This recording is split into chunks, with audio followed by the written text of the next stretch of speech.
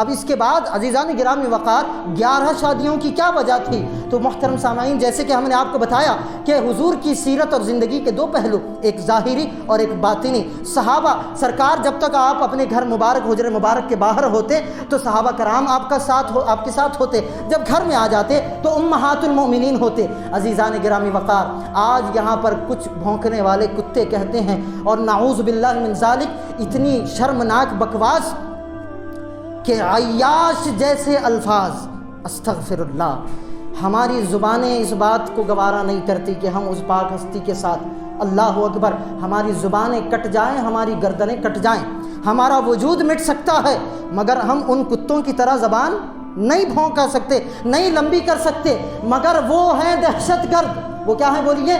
وہ ہیں آتنکوادی جو دہشت گردی کو عام کر رہے ہیں۔ عزیزان گرامی وقار، ایسی گستاخیاں کی گئی، اور نعوذ باللہ من ذالک عیاش اس لفظ کو سرکار کے ساتھ جوڑنے کی کوشش کی گئی، اور خواہشات کو پورا کرنے والا، نعوذ باللہ استغفر اللہ، نقل کفر نباشد۔ میں آپ کو سمجھانے کے لیے ان ناپاک لفظوں کا استعمال کر رہا ہوں تاکہ آپ کو اس بات کا اندازہ ہو۔ عزیزان گرامی وقار، مجھے ایک بات بتائیے، ام المومنین سیدہ عائشہ صدیقہ بنت صدیق رضی اللہ تبارک و تعالی عنہا کی جو عمر شریف تھی آپ کے نکاح کے وقت میں، وہ بالکل ہماری کتابوں میں موجود ہے کہ آپ کی عمر شریف 6 برس کی تھی۔ کتنی تھی؟ 6 برس کی تھی۔ اس وقت سرکار کا نکاح ام المومنین عائشہ صدیقہ کے ساتھ ہوا، اور اس وقت سرکار کی جو عمر شریف تھی کتنی تھی؟ 52 برس کی بتائی جاتی ہے۔ پھر 3 سال کے بعد میں یا 2-2.5 سال کے بعد میں سیدہ عائشہ صدیقہ کی رخصتی کی گئی، اور رخصتی کے وقت جو آپ کی عمر تھی وہ 9 برس کی تھی۔ کتنی تھی؟ 9 برس کی عمر میں آپ کی رخصتی ہوئی۔ اس میں بھی بہت سارے اختلافات ہیں، مگر جو تحقیق شدہ بات ہے وہ میں آپ تک پہنچا رہا ہوں۔ اور جب سیدہ عائشہ کی عمر 9 برس کی ہو گئی تو اس وقت سرکار دو عالم صلی اللہ علیہ وآلہ وسلم کی عمر شریف کتنی تھی؟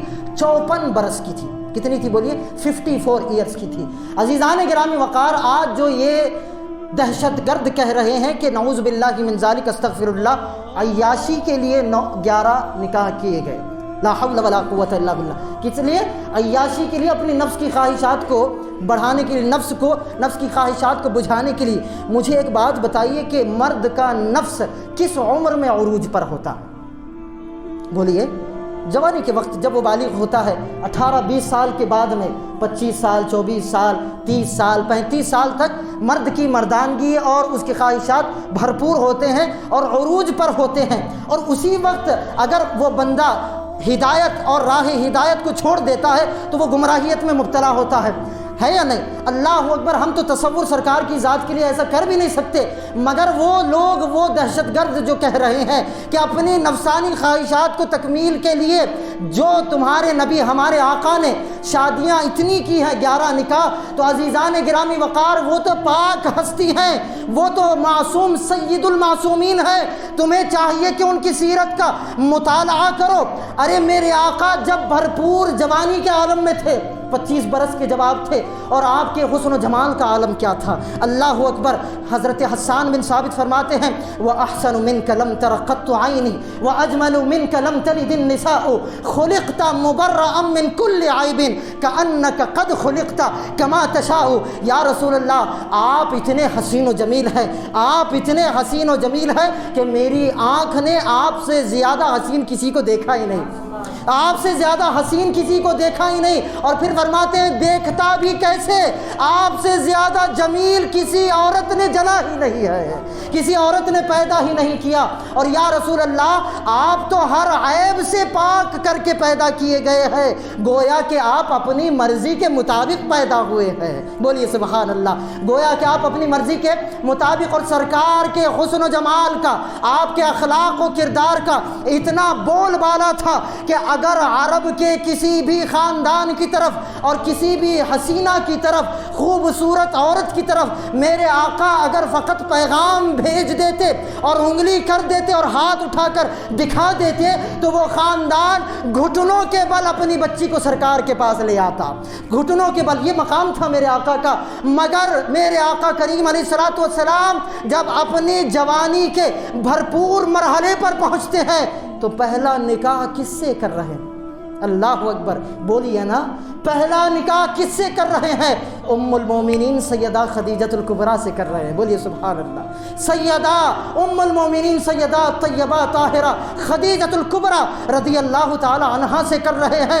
اگر خواہش کو تکمیل کرنے کا ارادہ ہوتا نعوذ باللہ من ذالک تو ایک نوجوان مرد کسی بیوہ سے نکاح تھوڑی کرتا، بولیے نا، کسی بیوہ سے، اور ایک شوہر سے آپ کا نکاح نہیں ہوا تھا بلکہ دو شوہروں کے نکاح میں ام المومنین خدیجۃ الکبریٰ آلریڈی رہ چکی تھی اور ان سے باضابطہ اولادیں بھی ہو چکی تھی، اور اس کے بعد کسی بھی معاملات کے تحت یا تو طلاق ہو گیا یا تو شوہروں کا انتقال ہو گیا، تو خدیجۃ الکبریٰ کا نکاح، تیسرا نکاح سرکار دو عالم صلی اللہ علیہ وآلہ وسلم سے ہو رہا ہے، اور سرکار کا پہلا نکاح 2 شوہروں کی بیوہ خدیجۃ الکبریٰ سے ہو رہا ہے، بولیے سبحان اللہ۔ بات سمجھ میں آ رہی ہے؟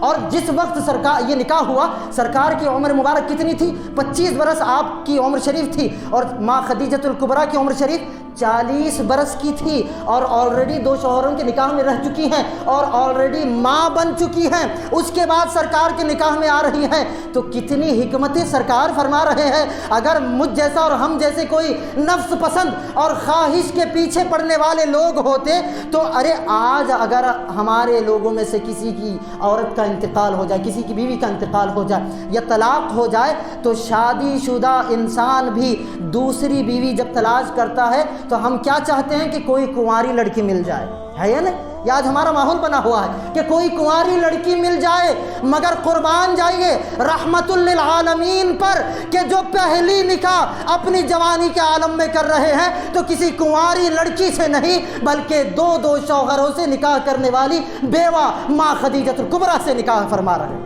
یہ خواہشات تھے نعوذ باللہ، یہ خواہش کو تکمیل کرنے کا ارادہ تھا، اور 25 سال تک خدیجۃ الکبریٰ رضی اللہ عنہا آپ کے نکاح اقدس میں رہی، اور جب تک آپ باحیات تھی سرکار دو عالم صلی اللہ علیہ وآلہ وسلم نے کوئی نکاح نہیں فرمایا، اور غالباً روایتوں میں آتا ہے کہ ان 50 یا پھر 50 برس کی عمر جب سرکار کی ہوئی تو ام المومنین خدیجۃ الکبریٰ کا وصال ہوا، اور اس کے بعد آپ کے نکاح میں یکے بعد دیگرے ازواج مطہرات آتی رہیں۔ اور آپ کو اس بات کا علم ہونا چاہیے کہ سرکار کے نکاح میں جو کل ملا کر 11 ازواج مطہرات ہیں، ان تمام 11 ازواج مطہرات میں تمام کی تمام آپ کی زوجہ محترمہ ساری کی ساری آلریڈی شادی شدہ تھی، ساری کی ساری آلریڈی شادی شدہ تھی، یا تو طلاق یافتہ تھی یا تو پھر بیوائیں تھی، اور ساری عورتیں بڑی عمر کی تھی، اور ان تمام ازواج میں جو واحد زوجہ آپ کی جو کہ کنواری تھی اور باکرہ تھی وہ صرف سیدہ عائشہ صدیقہ رضی اللہ عنہا تھی، وہ صرف عائشہ صدیقہ رضی اللہ عنہا تھی۔ عزیزان گرامی وقار، اس کی حکمت اور ایک یہ بھی ہے کہ سرکار کی جو ازواج تھی نا وہ بڑی عمر کی تھی اور بیوائیں تھی اور مطلقہ تھی۔ اب عزیزان گرامی وقار، اب چونکہ سرکار کوئی معمولی ذات نہیں ہے، سرکار پوری انسانیت کے نزدیک آئیڈیل کی حیثیت رکھتے ہیں، حضور کی ایک ایک ادا، حضور کا ایک ایک عمل، ایک ایک فعل لوگوں کے لیے راہ ہدایت ہے، تو ضروری تھا کہ جب ظاہری زندگی کو، گھر کے باہر والی زندگی کو محفوظ کرنے کے لیے اور امت تک پہنچانے کے لیے اللہ نے صحابہ کا انتخاب فرما لیا، تو اب ضروری تھا کہ سرکار کی بیرونی زندگی کو بھی امت تک پہنچانے کے لیے کسی کا انتخاب کیا جاتا، تو سرکار کی اندرونی زندگی کو امت تک پہنچانے کے لیے اللہ نے کائنات کی سب سے پاک عورتوں کا انتخاب فرمایا، سب سے پاک عورتوں کا انتخاب فرمایا۔ اب یکے بعد دیگرے یہ نکاح کرنے کا مقصد کیا تھا؟ کیونکہ عورت کی فطرت میں بھولنا ہوتا، کیا ہوتا ہے؟ عورت کی طبیعت ہوتی ہے، اور بالخصوص جو بڑی عمر کی عورتیں ہوتی ہیں نا، ان کی بھولنے کا ایک انداز ہوتا ہے، علماء اکرام فرماتے ہیں، اور ان نکاحوں کی حکمت بھی یہ ہے۔ کیونکہ عورت کی ڈیوٹی کیا ہوتی ہے؟ بولیے، آپ کی بیوی کیا کام کرنے کے لیے باہر جاتی ہے؟ نہیں نا، عورت کی ڈیوٹی یہ ہوتی ہے کہ وہ کھانا پکائے، وہ روٹی پکائے، وہ سالن بنائے، وہ گھر کو صاف کرے، وہ کپڑے دھوئے، وہ برتن دھوئے، وہ شوہر کا خیال رکھے، وہ بچوں کا خیال رکھے، وہ ساس سسر کا خیال رکھے، وہ ماں باپ کا، یہ تو اس کی ڈیوٹی ہوتی ہے۔ تو ساری زندگی عورت کی اسی میں گزر جاتی ہے۔ تو ہو سکتا ہے کہ کچھ چیزیں اسے یاد ہو، کچھ چیزیں یاد نہ ہو، یہ عورت کی فطرت میں ہوتا ہے۔ تو اللہ نے اپنے حبیب کو اجازت بھی دی اور حکم بھی فرمایا کہ اے محبوب وقتاً فوقتاً آپ یکے بعد دیگرے نکاح کرتے جائیں۔ کیوں کرتے جائیں؟ اب اس کی حکمت دیکھیں، کتنی پیاری حکمت ہے۔ اللہ رب العزت نے گویا کہ فرمایا اے محبوب آپ کی ظاہری زندگی کو بھی ہمیں امت تک پہنچانا ہے اور آپ کی باطنی زندگی کو بھی ہمیں امت تک پہنچانا ہے۔ تو کوئی مسئلہ ہوگا جو خدیجۃ الکبریٰ کو یاد نہ ہو، ہے یا نہیں؟ اب حکمت دیکھیں، میں سرسری طور پر چل رہا ہوں، میرے ساتھ محبت کے ساتھ چلیں گے تو بڑا مزہ آئے گا۔ تو اللہ اکبر، خدیجۃ الکبریٰ ساری چیزیں یاد رکھتی ہیں، مگر ہو سکتا ہے کوئی چیز بھول جائے تو اس بات کو سیدہ ام سلمہ لوگوں تک پہنچائیں گی۔ بولیے سبحان اللہ۔ کوئی چیز ام سلمہ بھول جائیں تو اس بات کو سیدہ سودا پہنچائیں گی، کوئی چیز وہ بھول جائیں تو سیدہ زینب بنت خزیمہ پہنچائیں گی، کوئی چیز وہ بھول گئی تو سیدہ زینب بنت حجش پہنچائیں گی، کوئی چیز وہ بھول گئی تو سیدہ حفصہ بنت عمر امت تک پہنچائیں گی، کوئی چیز وہ بھول گئے تو حضرت سیدہ میمونہ پہنچائیں گی، کوئی چیز وہ بھول گئی، کوئی مسئلہ وہ بھول گئی تو وہ مسئلے کو حضرت سیدہ صفیہ آگے پہنچائیں گی، کوئی چیز وہ بھول گئی تو سیدہ جویریہ آگے تک پہنچائیں گی، کوئی چیز وہ بھول گئی تو سیدہ ام حبیبہ آگے تک پہنچائیں گی۔ اور اے محبوب گھبرانے کی بات نہیں ہے، اگر یہ 10 کے 10 کسی مسئلے کو بھول گئے تو اس مسئلے کو سیدہ عائشہ آگے تک پہنچائیں گی، سیدہ عائشہ آگے تک پہنچائیں گی۔ کیوں؟ یہ ساری 10 بیویاں جو تھی ازواج مطہرات تھی، یہ طلاق شدہ تھیں یا تو بیوائیں تھیں اور بڑی عمر کی تھی، اور جب بچی نوجوان سن بلوغت میں وہ قدم رکھتی ہے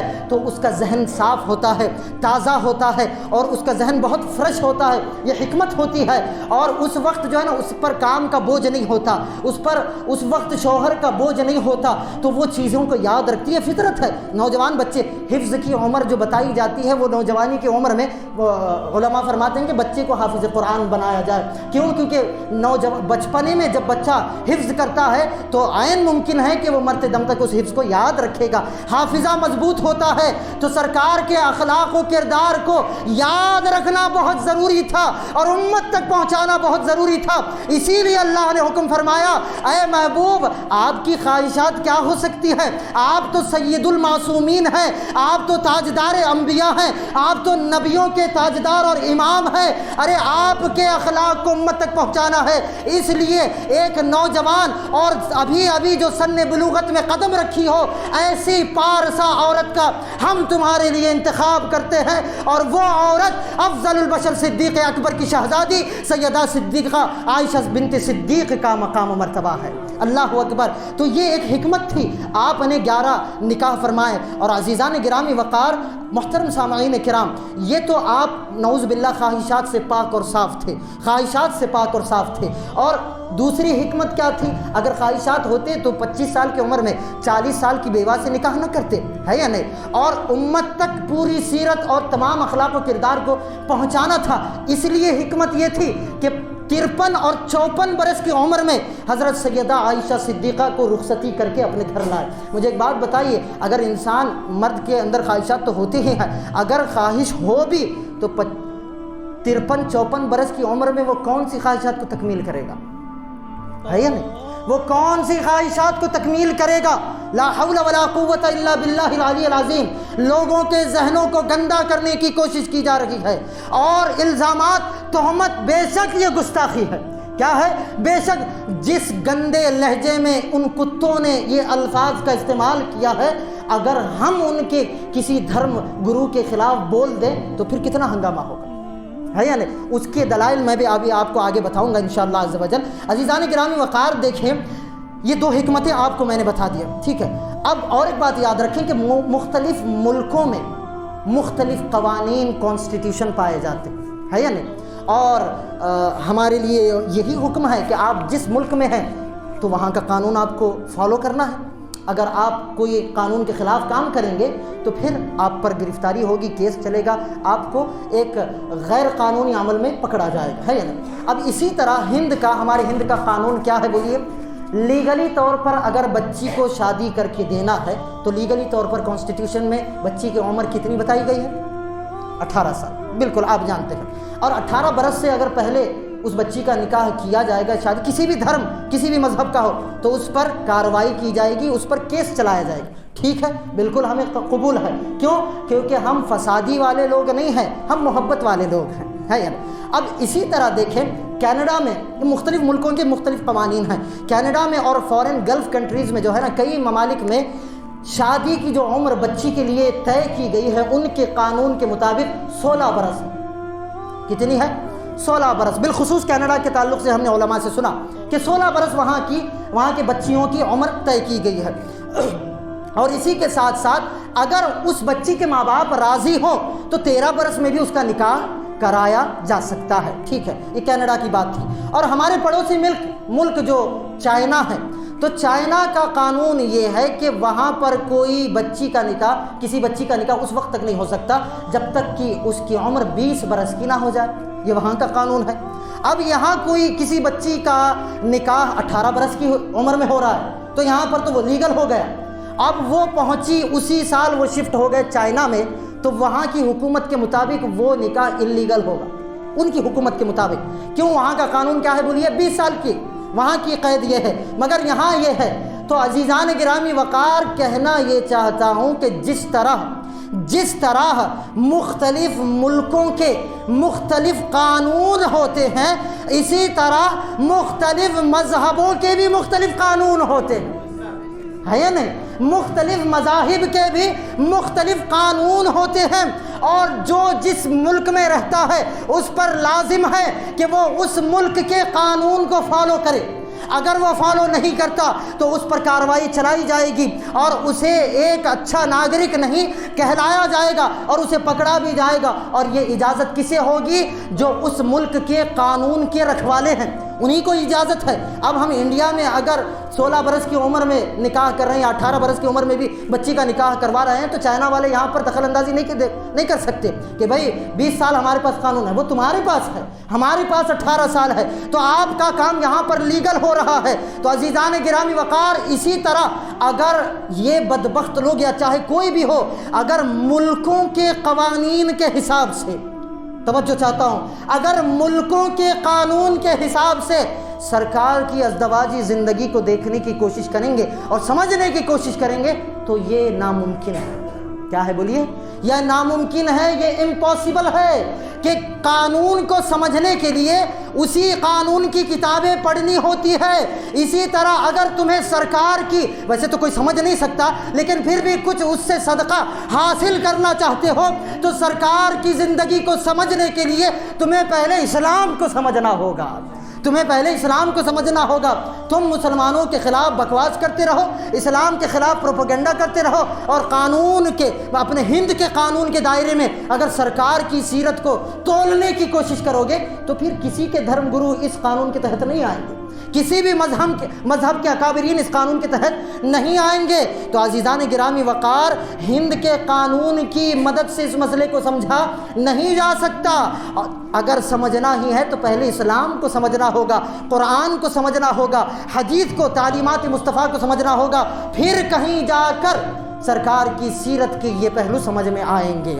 ٹھیک ہے عزیزان گرامی وقار، ویسے بھی محترم سامعین کرام، حکم یہی ہے، قانون کا بھی، ملک کا بھی قانون یہی کہتا ہے، اور تمام مذاہب اور دھرم کا قانون بھی یہی کہتا ہے کہ تمہیں سمجھ میں کسی کے مذہب کا معاملہ سمجھ میں آئے یا نہ آئے، مگر تمہیں کسی دوسرے مذہب والوں کے معاملات میں انٹرفیئر کرنے کی ضرورت بولیے ہرگز نہیں ہے۔ یہ ہند کا قانون بھی کہتا ہے اور ہمارا مذہب اسلام بھی کہتا ہے، مگر اس کے باوجود یہ سمجھا جا رہا ہے کہ ہم ٹی وی پر بیٹھ کر بہت بڑے ترم خان بن گئے ہیں، ہم بہت بڑے مقام پر پہنچ گئے ہیں، ہم تک کوئی پہنچنے والا نہیں ہے۔ تاریخ گواہ ہے کہ جب بھی کتوں نے بھونکا ہے سرکار کی ذات پر تو مسلمان خاموش نہیں ہیں۔ یہ تو ہماری شرافت ہے کہ ہم تمہارے ساتھ کوئی بدسلوکی نہیں کر رہے ہیں، وگرنہ اگر سرکار پر بھونکنا بند نہیں کیا تو تمہاری کتوں کی طرح زبان کو ہم گدی سے کھینچنا بھی جانتے ہیں اور تمہارے وجود کو اس دھرتی سے مٹانا بھی جانتے ہیں۔ بولیے، ہم یہ جانتے ہیں مگر ہم قانون کو ہاتھ میں نہیں لینا چاہتے، اور قانون کی نافرمانی اور اپنے مذہب کے ساتھ ہم غداری کرنا نہیں چاہتے۔ لہٰذا ہم مطالبہ کرتے ہیں حکومت سے کہ ان دہشت گردوں کو، ان فتنہ پر، یہ دہشت گردی ہے، یہ فتنہ پروری ہے، یہ آتنک وادی ہے جو آتنک پھیلا رہے ہیں سرکار کے خلاف بکواس۔ ارے وہ رحمت للعالمین، ارے وہ عورت جو اسلام سے پہلے پیدا ہوتے ہی بچی کو زندہ درگور کر دیا جاتا تھا، ارے اس عورت کو سرکار نے اس گرے ہوئے مقام سے اٹھا کر یہ مقام عطا فرمایا، اور فرمایا کہ جس کے ہاں بیٹی پیدا ہوتی ہے اور اپنی بیٹی کا کوئی باپ خیال رکھتا ہے تو قیامت کے دن وہ میرے نزدیک اتنے قریب ہوگا جیسے یہ 2 انگلیاں قریب ہوں گی۔ اللہ اکبر! جو اپنی بیٹیوں کا خیال رکھتا ہے، ان کی پرورش کرتا ہے، سرکار فرما رہے ہیں، اور ان کی اچھی تربیت کرتا ہے اور اس کا نکاح کر کے دے دیتا ہے، تو وہی بیٹی اپنے باپ کے لیے رحمت بنتی ہے اور جنت کا سبب بن جایا کرتی ہے۔ اور وہی بیٹی جب بڑی ہوتی ہے اور کسی کے نکاح میں وہ عورت بن کر آتی ہے تو نیک بیوی اپنے شوہر کے لیے جنت کا سبب بنا کرتی ہے، اور وہی عورت جب ماں بن جاتی ہے تو اپنے اولاد کے لیے جنت اللہ رب العزت نے اس کی ماں کے قدموں کے نیچے رکھ دیے ہیں۔ ارے وہ عورت جس کی کوئی حیثیت نہیں تھی، جو بازاروں میں بک جایا کرتی تھی، بچے اپنے ماں کی قدر نہیں کیا کرتے تھے، شوہر اپنی بیویوں کو اپنی خادمہ اور غلام کی طرح استعمال کیا کرتے تھے، اس عورت کو اتنے گرے ہوئے مقام سے اٹھا کر سرکار نے وہ عالی مقام عطا فرمایا، اور آج وہ عورت ساری عورت ذات پر دھبا بن گئی ہے اور کتوں کی طرح بھونکنے لگ گئی ہے۔